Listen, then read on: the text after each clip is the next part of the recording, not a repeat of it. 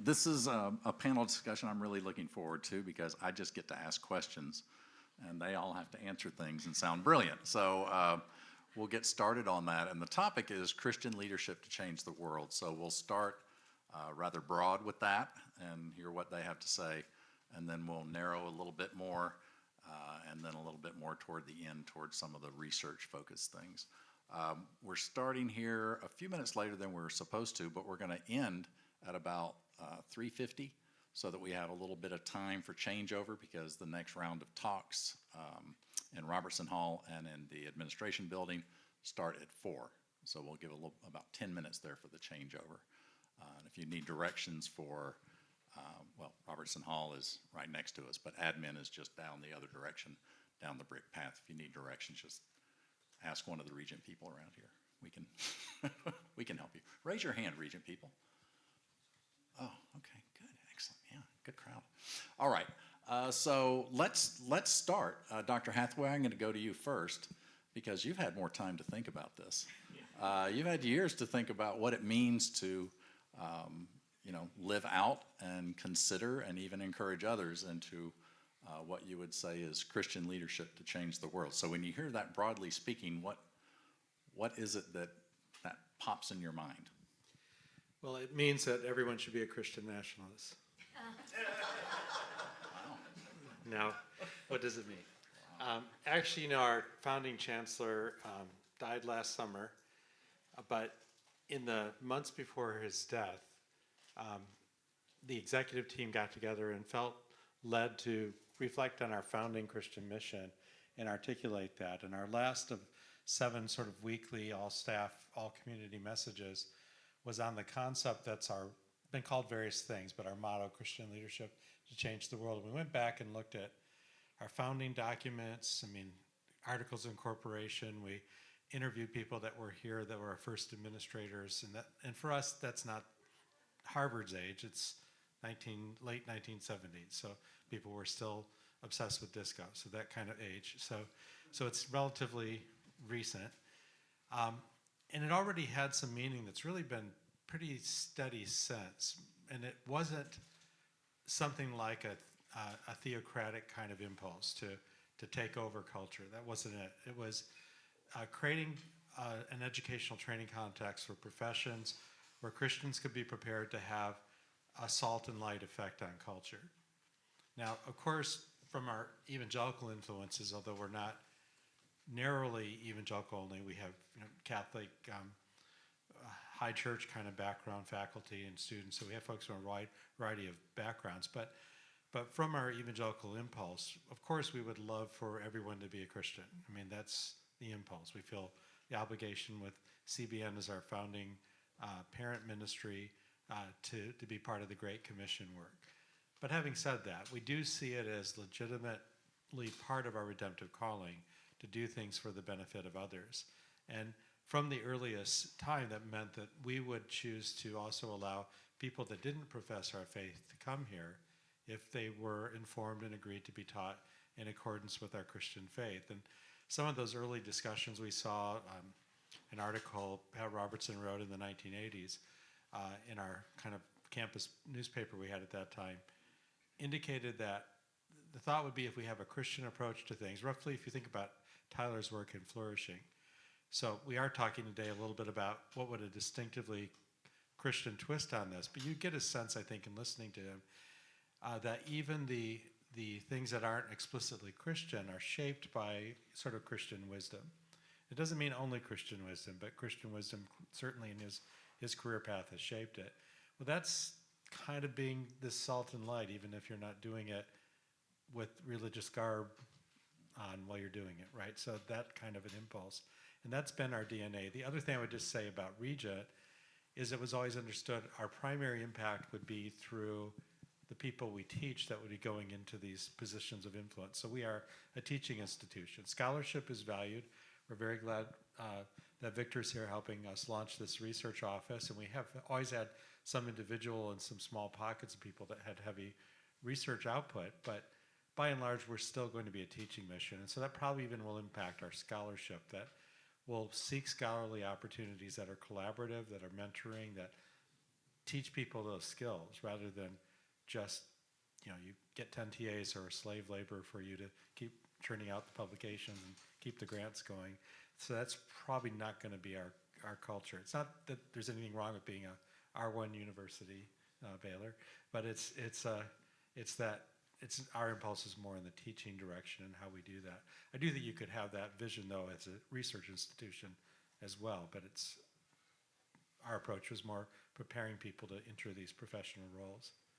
So that's what I would say from Regent. For me personally, that all seems to resonate with my own personal views. So these days, leadership is part of the sort of resistance to executive culture is viewed as something oppressive, maybe even neo-colonial, those kind of concepts. But in the 70s and 80s, leadership was talked about as a way to effectively sort of stimulate organizations to achieve their missions, their purpose. There was a lot of discussion on excellence in corporate culture.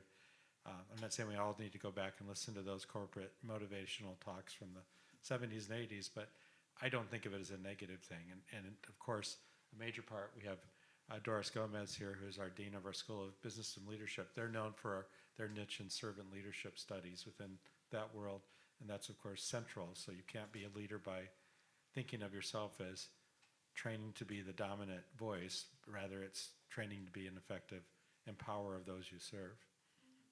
Okay, I guess that's what I would say. Should I say it? That's Yes. good. When I saw this panel, the title of the panel, I thought, what am I doing on this panel? I don't consider myself a leader. I never have. And but I have been someone that's taken my faith very seriously. And so I've always tried to respond to God's call on my life. And I never aspired to lead anything. It just so happened I wound up leading centers. And it certainly wasn't a part of the plan that I had for my life. And so sometimes God puts you in places that you don't really expect to be in. And I don't know about others, but I've always felt like I was in over my head. But if I would just answer the call and do what God has put on my heart to do, that things would work out.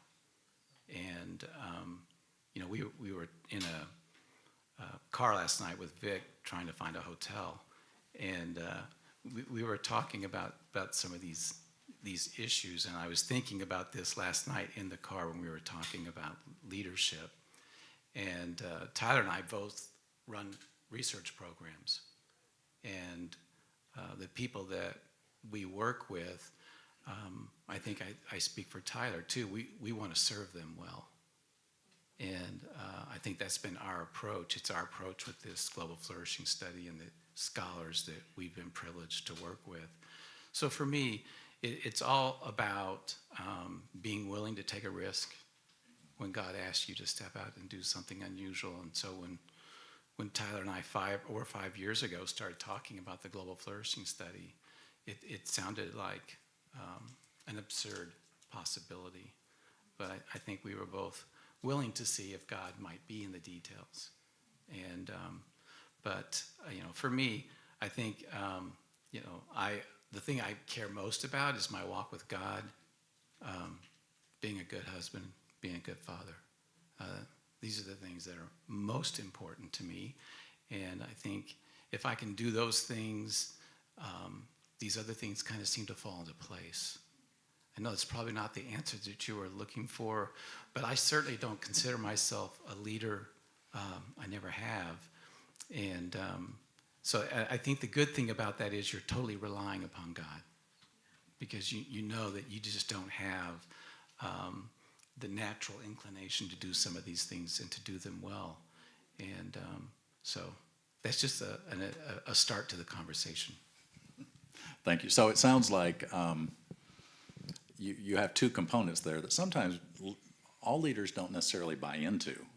The submitting to God, I don't know what the percentages would be there. Doris, any? Any, any idea? And the second one is serving others. There's talk of that, but actually doing it. But you would suggest those are two central pieces. Yeah, I think they're central, and I think a lot of research validates it as well. When you serve others, your eyes aren't on yourself, and I think God likes it that way, and I think Jesus' life is an example of that. He came to serve, and so I think that that's how you find your life, is by giving your life away. Not that I'm perfect at it, of course, but I do think that's kind of a guiding principle. Yeah, so I consider leadership as to kind of guide, direct, or help others towards some mission or end. And then I think of Christian leadership as doing so in a Christian manner, doing so as Christ did, essentially. And I would point to three things specifically, very much paralleling what Byron said. If we look at Christ's leadership, three distinctive aspects of Christian leadership. One would be the mission or end that one is pursuing, which I think from a Christian understanding would be bringing others into communion with God. And I think that's what Christ gave his life for. So first, what is the mission? What is the end? It is the distinctively Christian mission end. And then second, as Byron noted, service. The Son of Man came not to be served, but to serve and to give his life as a ransom for many. So the way in which a Christian leader guides, directs, or helps is by service, is by empowering others. And then thirdly, kind of giving one's life as ransom for many, a willingness to suffer for that. As per our conversation earlier today, a willingness to give up some of one's own well-being for the service of that mission. And yeah, I think it is a difficult calling. Like Byron, I'm sort of a reluctant leader. I was never looking to be in a leadership position. Truth be told, I'm much happier sitting inside my room in the ivory tower, reading and writing, and only interacting with others from time to time. But with the research work of the Human Flourishing Program, I have found myself in a position where I feel my calling is to guide, direct, help others contribute to that Christian mission through research, through teaching, through academic pursuits. But it is a struggle for me. It is a regular struggle. I have to continually remind myself what that goal is. That it is we're doing this to ultimately allow others to flourish, to bring others to Christ. I have to work on having a service-oriented attitude, and truth be told, I don't particularly like to suffer either. But as Byron said, if one is called to this sort of position, I think all of that's necessary in Christian leadership, and much of it is kind of trying to daily be faithful. But for me, kind of reminding myself of what that end is, what that mission is strengthening, is helpful, and I try to do so every day. Begin the day with those reminders, with that reorientation, because I think all of leadership is directed to some end or goal or mission, and the Christian mission, I think, is ultimately inspiring and empowering and strengthening, and so that's how I think about and conceive Christian leadership.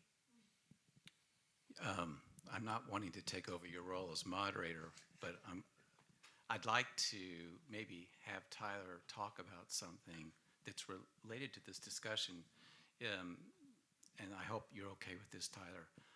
Last year was a difficult year for Tyler at Harvard University because he came under attack wrongfully, and he was willing to go through this long process at Harvard.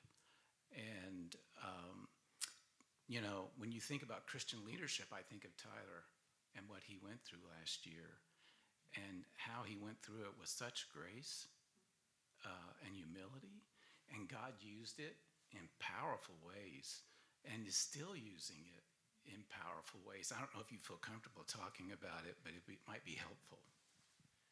I'm happy to share a little bit. So this was spring of 2023, and I do think in part because of the success of the Human Flourishing Program and our work and the attention that we were getting, a group of students organized and collaborated with academics across the country within the public health community to try to kind of launch a social media attack against me. I have not been particularly vocal on some of the more controversial moral teachings embedded with, at least within traditional understandings of the Christian faith. But when they have come up, I've noted what my views are. So had a short commentary in Journal of the American Medical Association, Psychiatry and Abortion and Mental Health, which was more or less down the road, but it was clear I wasn't embracing a pro-choice position. I had signed an amicus brief in 2015 on the Obergefell versus Hodges case on same-sex marriage, defending a more traditional understanding of marriage, and I had had 2-sentence commentary in a Psychology Today blog on gender ideology and kindergarten curriculum in Cambridge. But these 3 things led this group of students and then public health academics to first launch a social media campaign against me, and then to start petitioning that the Harvard administration remove me from my teaching position, revoke my tenure, and fire me. And this went on for several months. The administration would tell me privately I was protected, but would make no public statement, hosted 14 listening sessions for people to complain about my presence at the university. And then finally the semester ended and it died down. I published a piece in August criticizing the administration's response and the university's failure to protect academic freedom and to welcome all rationally defensible viewpoints. That led to a new statement on freedom of expression at the School of Public Health, and the article has been used in a number of the discussions with regard to academic reform at Harvard over the past year. So if you're curious on further details, the article's in Global Epidemiology. If you type in Tyler VanderWeele academic freedom, it'll come up pretty quickly, and kind of for a fuller account of kind of what took place, and a defense for the need of universities, secular universities, to be able to welcome viewpoints, including minority viewpoints, and that if we are really to serve the public health needs of the whole of the population, rather than just selective identity groups, that we need to be in dialogue with one another on controversial issues over which we disagree. So it was a challenging experience, certainly one of growth, one which I think has helped lead to transformation at the School of Public Health and within Harvard more generally,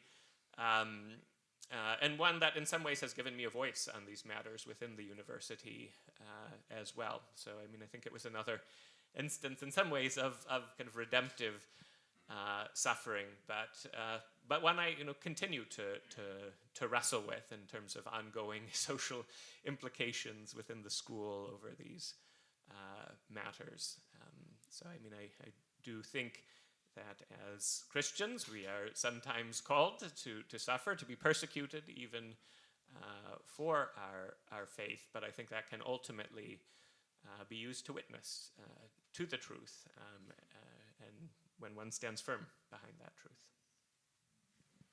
That's a great example of, I think a lot of times I think of leaders as people who have, more like what you were talking about, there's like a telos or a goal, and there's a plan and organization and people to reach it, and you lead, right? And then there's these other things that you did not plan, you do not want, as you said. You don't like suffering, I believe was your quote, right? And yet here it is, and if you're going to be an effective leader, you must deal with it. And so that's a great example. Yeah, thank you for bringing that up. Yeah. That was not in my list. And, that was a difficult season because Tyler and I spent so much time on the phone. He shared some of this with me, and I'm just thinking, he can't even go into the office. That's how ugly it was. And, but I do think his Christian testimony was so compelling because he would go to these listening sessions, and people were seeing an example of what it means to be a faithful Christian, And so I do think that's a part of the leadership maybe that you're talking about. Yeah. Tyler will probably never know how much that has already impacted people at other campuses. That will never maybe even tell him what his stand meant to them. So, and Harvard's received so much negative criticism in the last year or so. And what's ironic is it makes his job, believe it or not, even more difficult because he would love for people to support his work at Harvard, but they're mad at Harvard for what they did to him and other things that are happening at Harvard. So it's kind of an unusual situation, but I do think this is another example of you never know what God might be expecting us to do. Yeah, it's not always planned. Yeah, it's not always planned. And for me, I had a completely different experience, but earlier in my career, I may have shared this, Bill, when I was here at Regent before, but I was this outspoken Christian in my early career, really outspoken. I was known as John the Baptist on my campus. And because I just felt like as a Christian professor, I wanted to be able to share my faith with students. I wanted to be able to share my faith with colleagues, challenge them in their faith. And I was so outspoken that I got fired. So I thought my career was over. And as it turns out, I got a better job that put me on a research track. And I found out over time that my calling was really to be in the field of research, and that research itself was a mission field. And so the kind of work that we're doing together now is an example of that. That's how I see the Global Flourishing Study, is that it is providing a way for us to bring light into the world. And but I had never planned on it. I always thought that I would just be teaching classes and trying to be a witness on my own campus. I never realized that the research itself could be useful and might even affect public policy. So you never know about the kinds of things that God may require. Yeah, very good. I want to do a little bit of the flip side, just briefly, and ask each of you what would be one or maybe a couple of pitfalls of leadership that you try to, maybe you even intentionally try to avoid, or that you've seen in others, and so you've sort of, whatever I do, I'm not going to do that, sort of things. Dr. Hathaway, you look very pensive. You always look very pensive. But Things we try to avoid, so I was trying to think of which ones. as a leader, yes, as a Christian leader to change the world.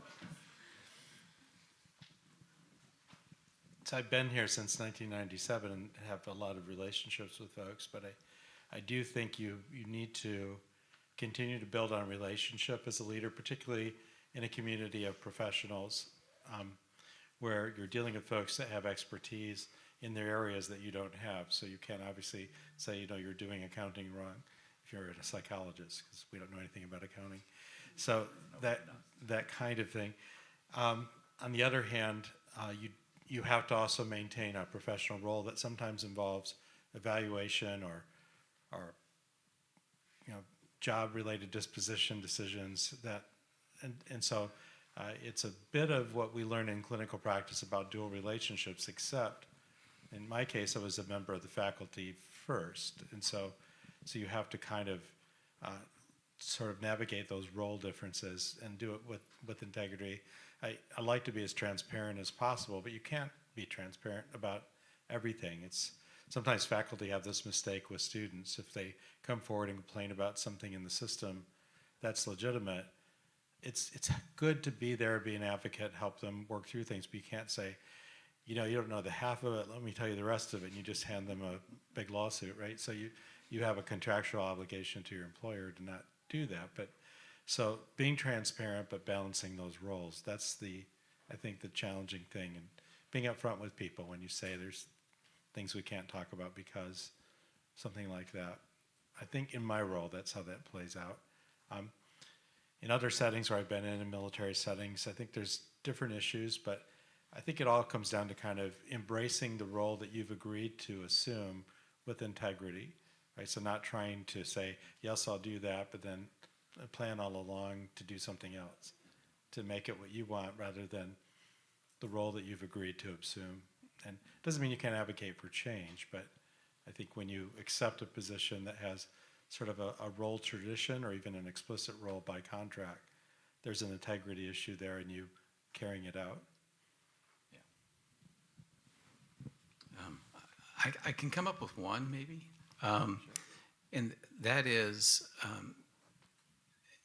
as much as I can, I try to say yes to ideas that other people come to me with. And so when you work with a lot of bright people, they always have these ideas of projects. And I remember one of my colleagues who had been at another university for many, many years. Many of you would know his name if I mentioned it. And we recruited him. And after he had been there about 5 years, we were having dinner. And we were talking to someone else about maybe coming as well. And he said, well, I've been turned down for every request I've ever made at this other institution until I came here. And it was kind of like, well, if he has a good idea, let's see if we can figure out a way to make it work. I want to help you see if we can make this work. And I never thought a thing about it, but it was a big deal to this particular person. And as it turns out, it was a big deal to several other people that would later share that with me. So I know that sometimes the answer needs to be no as a leader, but when possible, I like to say yes. Let's see if we can figure out how to make this work. That's a good one. I like that.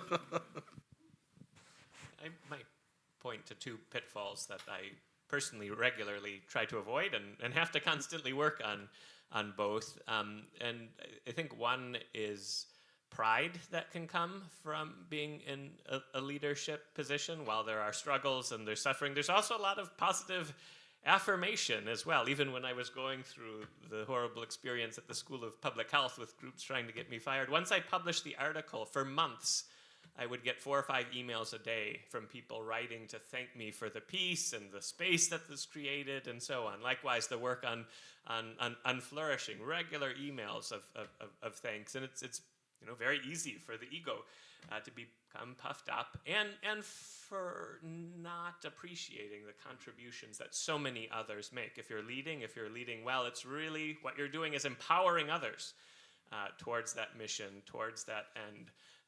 In many ways, it's sort of what one has been given. Yes, responsibilities, but the work's often being carried out by others. So constantly working to counter that pride. And many characterizations of the capital vices, pride is put as the most invidious one, the most damaging one, and also often the most invisible of them as well. And so I think to lead well, especially to lead well as a Christian, there needs to be kind of a constant fight against that pitfall of pride. And then the second kind of pitfall I try to regularly avoid, but really struggle with, is how not to allow that leadership role to become all-consuming. There are always needs. There are always new opportunities, one can give more and more and more. And often the wise thing to do is not to do that. As Byron commented earlier, it is incredibly important to give adequate time to one's spiritual life, one's faith, one's family, and I think also rest in restoration. Not making decisions and acting for the short term, but realizing that to lead well over a long period of time, there needs to be a sustainability to that also. And I do wrestle with these matters. While kind of faith and family have been firm commitments for me, and need to be firm commitments if I'm going to resist this particular pitfall, that taking time for rest and restoration, that's often where I'm compromising. And is this the right set of decisions longer term? And what do you trade off? What do you let slip through the cracks if you're going to lead well for the long term? But I think resisting that temptation to give absolutely everything to leadership, to the project, is critical for long-term leadership.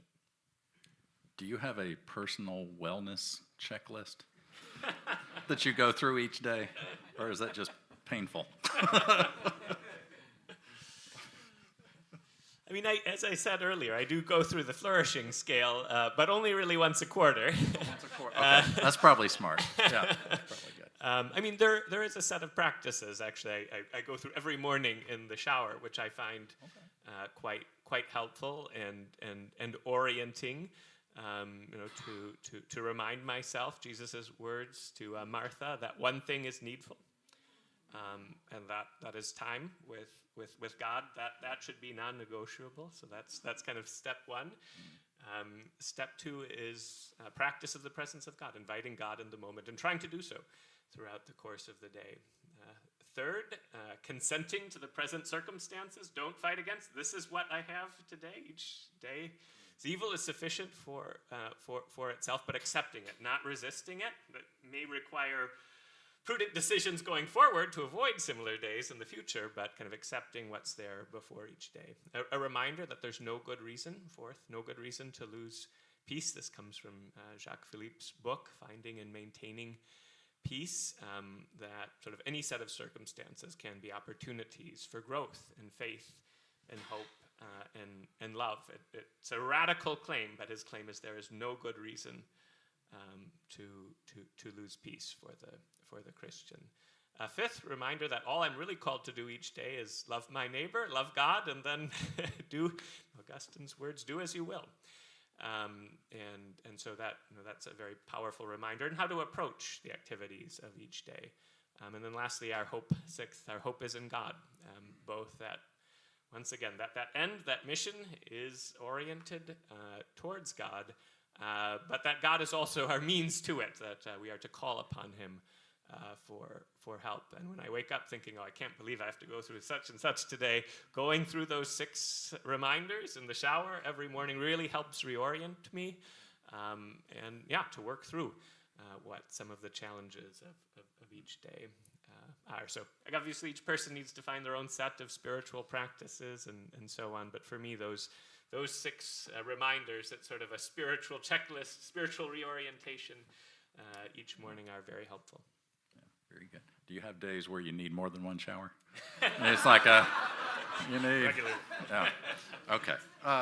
So I'm maybe this is too easy a question for each of you, but I want you to think about, and you've maybe talked about this a little bit already, but I want you to think about like your typical person in a pew of a church, and given your particular roles, how do you, as a Christian leader in your role, see affecting that person's level of flourishing in general? How would you like draw a line from where you are and what you do down to that level, or across, or up to that level? I don't know.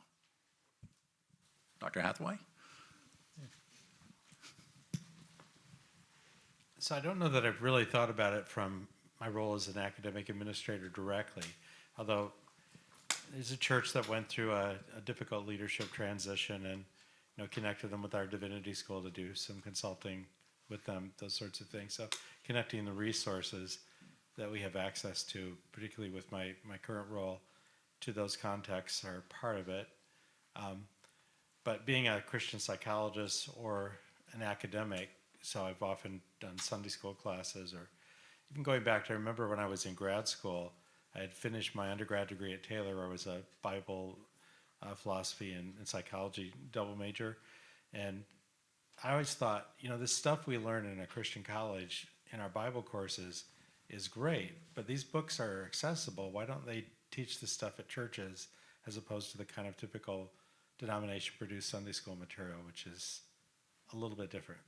And so we were attending a church in rural Ohio where we were living with a wife working at a job, and this group of mostly farmers that were elderly asked me to do a Sunday school class for them, and I just brought out my Taylor lectures, right? So, and actually they loved it, so they asked me to keep teaching, which I agreed to do for a while, but to the pride piece, I didn't feel as by that point, 24-year-old, that I should be the Sunday school class leader for 60-year-olds, but it was just sharing the information that I had, not because of, it wasn't my stuff, it was literally notes from my professor, who's a great New Testament scholar. And I think we have access to information we can give when there's need, when it's appropriate. We can help translate that. So connecting those resources seems to be what I've done in the community for people or individuals. My wife did this as a high school educator for years with the homeschooling community. She would point them to curriculum resources or things of that sort. So we attend a mega church in Waco. Yes, Waco has mega churches. Maybe 4,000 people, so it's a significant sized church. And so everyday people in the pews don't even know what I do, actually. But we kind of co-lead a young married class, and we have for the last maybe 8 years. So there are 3 seasoned couples in that class, and we basically are in that class just to help these young couples that have little kids. And they know that I'm a professor, and so I teach maybe 3 times a semester. And I think they look forward to it because since I'm a social scientist, I always have data to share with every single lesson that I teach. And so I've been holding off on the flourishing stuff. That will come in this next year. But we really do try to mentor these young couples as much as we can. My wife called me last night to say, this couple, I've had them on my heart. They're struggling in our class. I want us to send them away to a marriage retreat, one of these special getaway weekends that goes Friday through Sunday. And we've done this before. I said, yes, absolutely, let's do that. But so we get to pour into these young couples in a way that maybe we couldn't do in the bigger congregation. And then, of course, our small group that we've been in for many, many years, people know all about us and what we do. But obviously, we want these couples, these young couples. I think that they are struggling with things that we never struggled with when we got married. I think that marriage is definitely something that's under attack, and so we're just doing our level best to kind of be a role model for what it means to have been married for as long as we have, and so maybe that's a little bit of an answer to your question. Yeah, in terms of kind of trying to draw the line between day-to-day work and the average person in the pews, I would say the influence is at a distance, but there are meaningful lines, even if they're long, that can be drawn between the two, and some of it is just the general promotion of flourishing work. Christians are Christians and are members of churches, but they're also members of society, and I think the extent to which we can shape schools and universities and workplaces and policy around flourishing, the more society will flourish, the more Christians will flourish. So that's one line I would draw. A second line is an attempt to have a real Christian presence within the secular university, to create more space for Christians to be able to articulate their views, to communicate the gospel to those who are willing to listen, and for distinctive Christian contributions, say over love of neighbor or love of enemy, to be taken seriously within the university. So we're both trying to bring these ideas into academic life, but likewise to create more space for them and for Christians in a secular context. And then, lastly and most recently, in work being led by our research associate, Caitlin Long, who is here,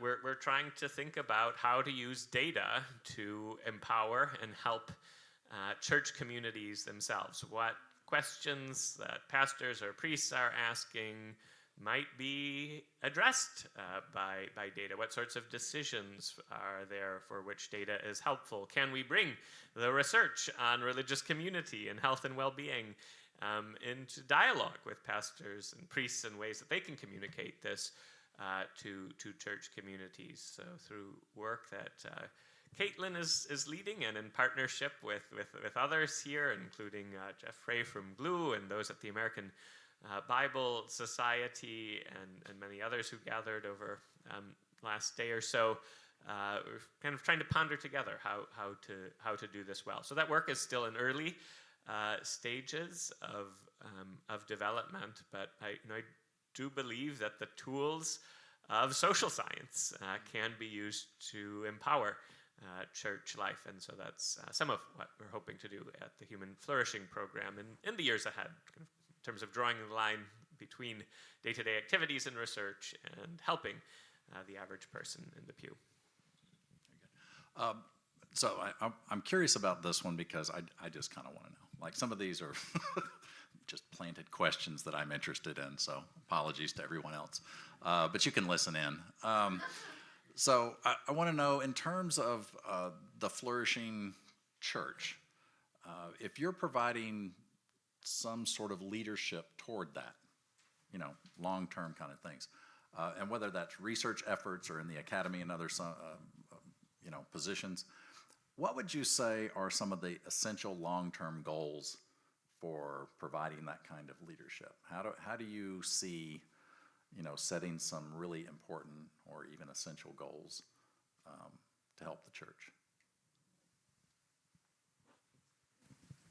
Well, I think my colleagues would speak more directly to this, but I'll say our divinity school has gone through a kind of reorientation back to its roots in the last decade or so, of really seeing itself as serving the church, training leaders to serve the church. And there is serious scholarship in a number of their programs, but everything is aimed, including the scholarship, at preparing service to the church. And some theological schools don't think that way. They view themselves more like a religious studies kind of center.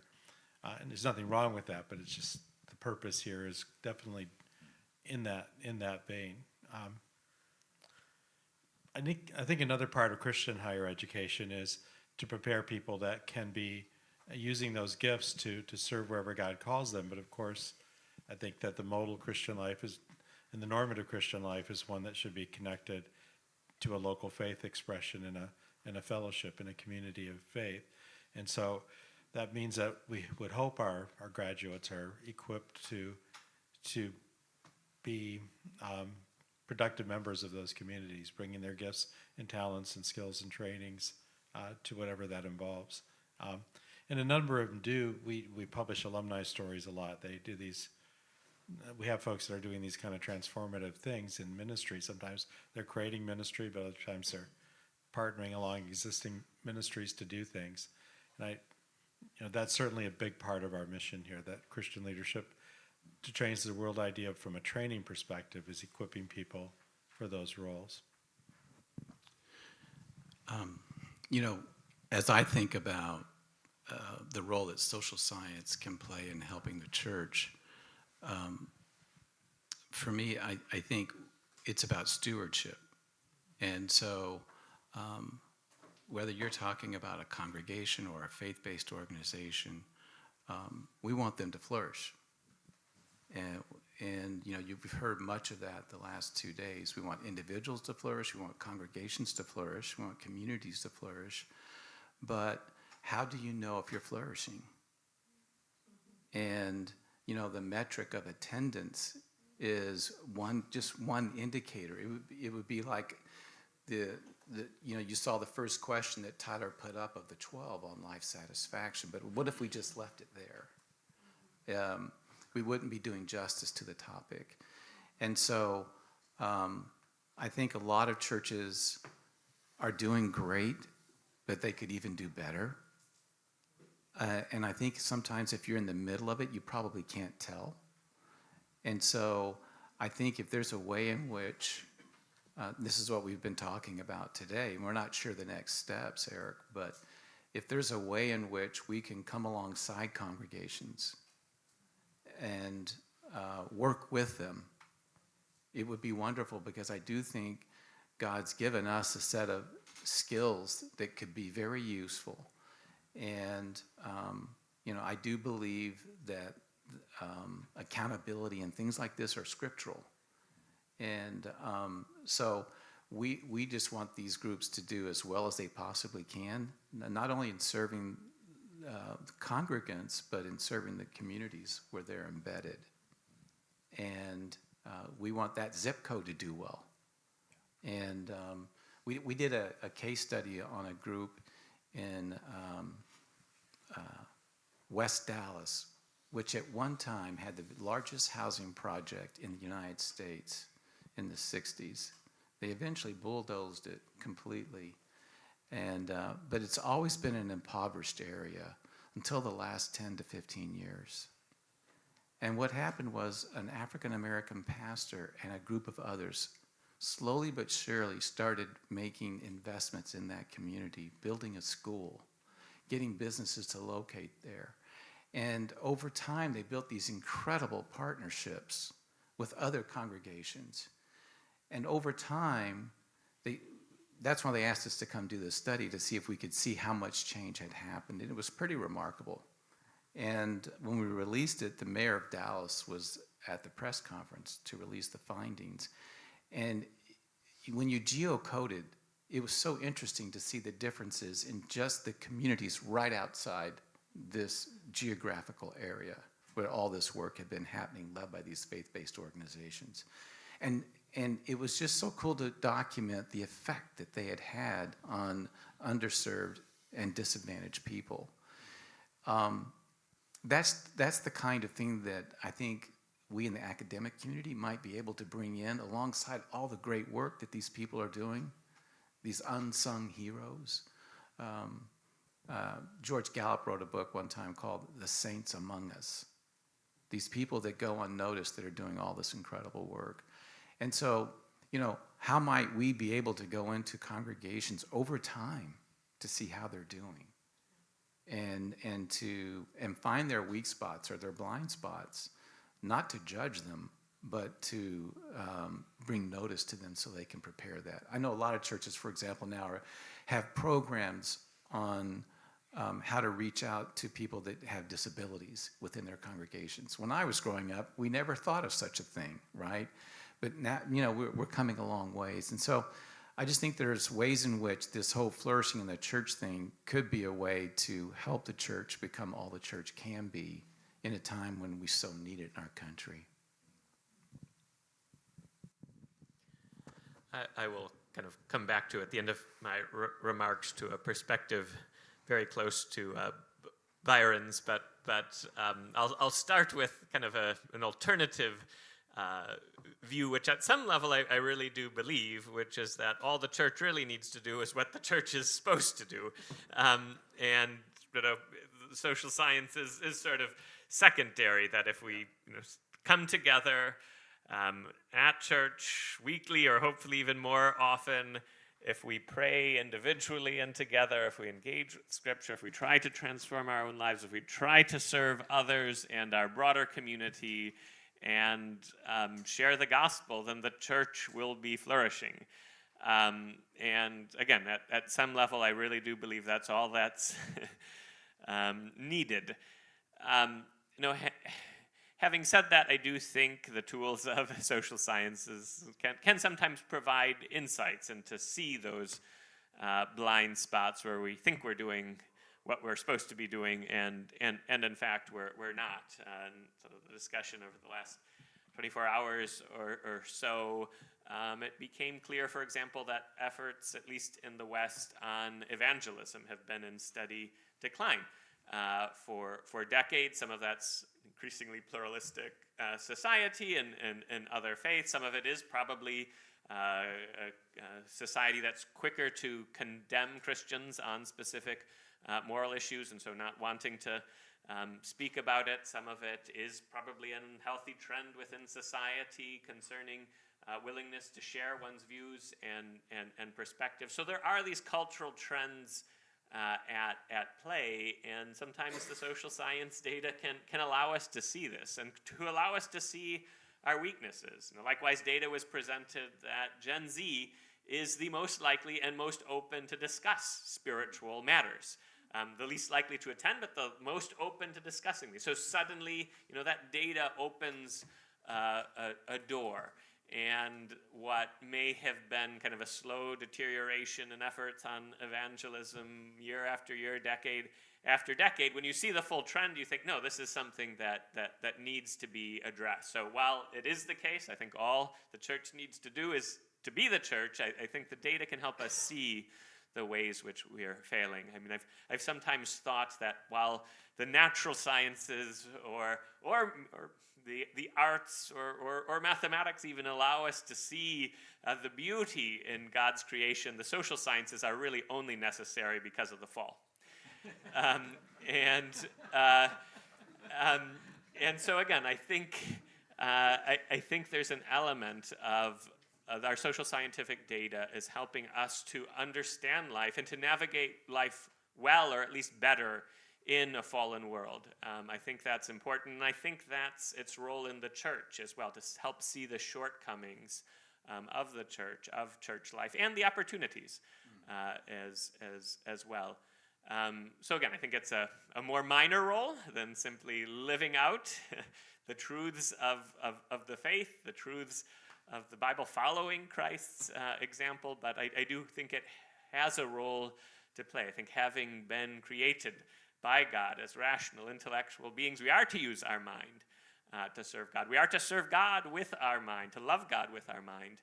And I think the social scientific analyses can help give us insights into how to do that well. So you mentioned a specific finding there that you think is important.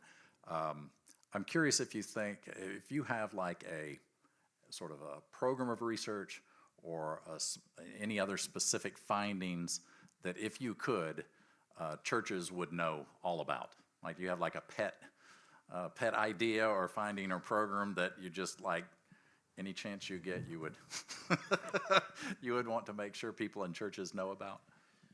I mean, I do think the work on church attendance and health and well-being should be known across the Christian community, and often is not.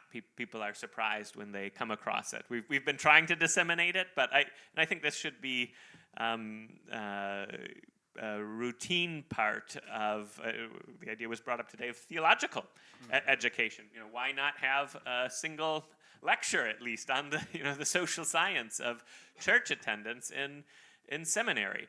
I think this is a powerful message that pastors and priests can convey to provide encouragement, not to give up on coming. So that I do think the evangelism statistics are important as well. But there are other things. There was the research presented earlier today on kind of positive versus negative experiences of clergy, and that there are going to be challenges.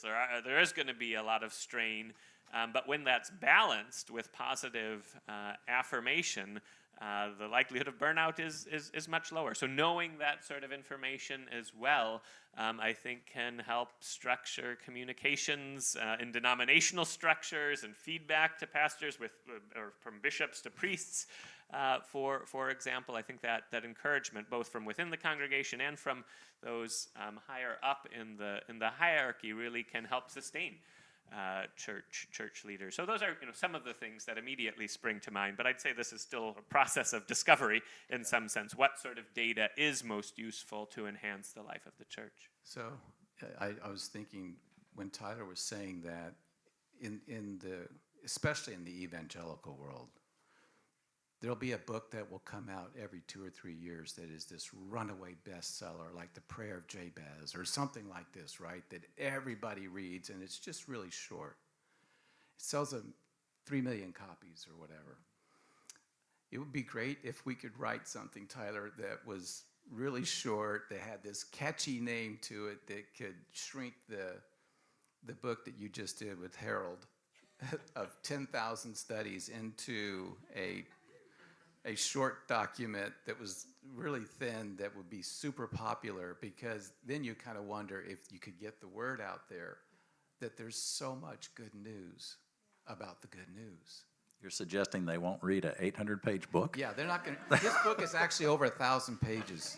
That's my mistake. I stopped at 7. It makes for a good doorstop, though, and if you're ever having trouble sleeping at night, it's also very effective. I mean, actually, Rebecca McLaughlin, I think, is working on such a book. Very thin, Great. To encourage church attendance. We'll see how it comes out, Yeah. and then whether it's necessary. Think but, about this. Yeah. Thousands of studies that show the importance of church attendance. So it should be something that every pastor in America knows about. But as Tyler said, most don't. I would point to another bit of research related to Everett Worthington's work, who is also here today, on forgiveness.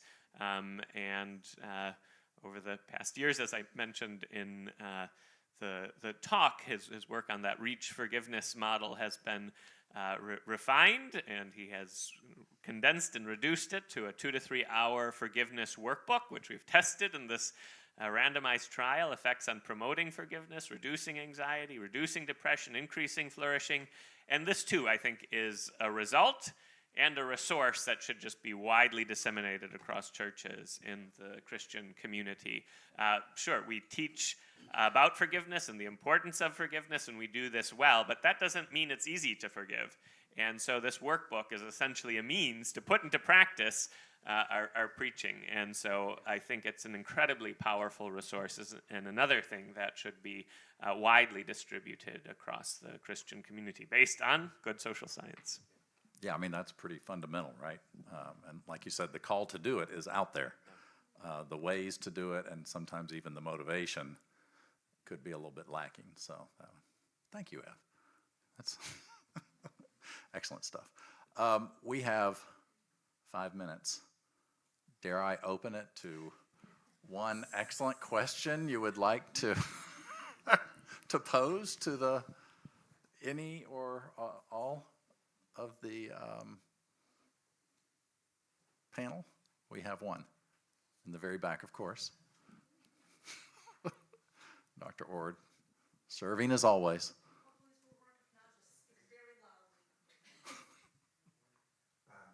I've been impressed with John Coe's work on transformative psychology, especially as it's applied to research. So I suppose this question is first directed to the researchers, but could also apply to your vocations in academics.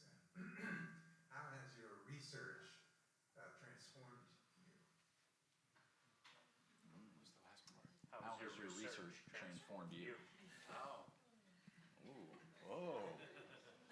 Somebody should have been the moderator. The idea is that research is not just an objective abstraction. Yeah. But it's an encounter Yeah. with someone. Sure. So today is Thursday, right? So Monday, I was in the Mississippi State Penitentiary where we're conducting a study of a Bible college embedded within that prison and the emerging congregations that are led by ministers who are trained in that seminary. And I've been doing this work for a number of years, and every time I go there, I am ministered to, as I'm collecting data, I am ministered to by these inmates. And on Monday afternoon, I was talking to a guy on death row who's leading a church on death row.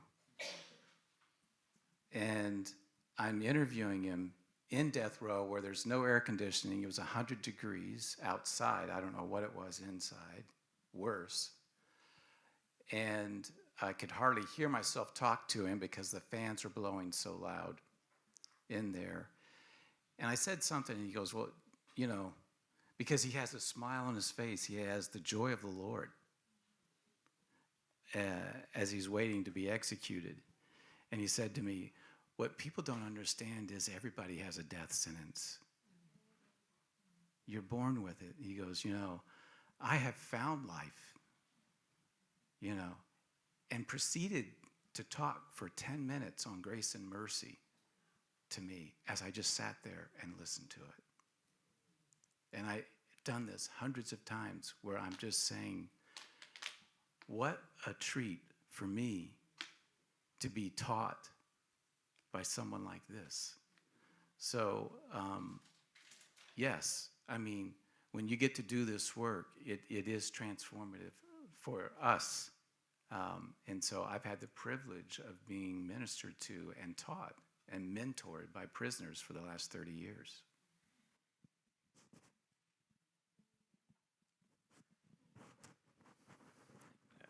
Tough act to follow, but so I'll start with something more superficial and then move to hopefully something a little more meaningful. But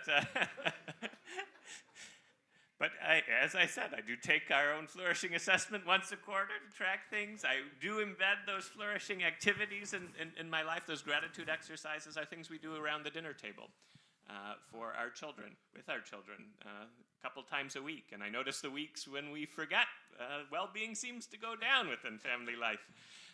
Those acts of kindness activities I take up every Lent, once a week for 6 weeks.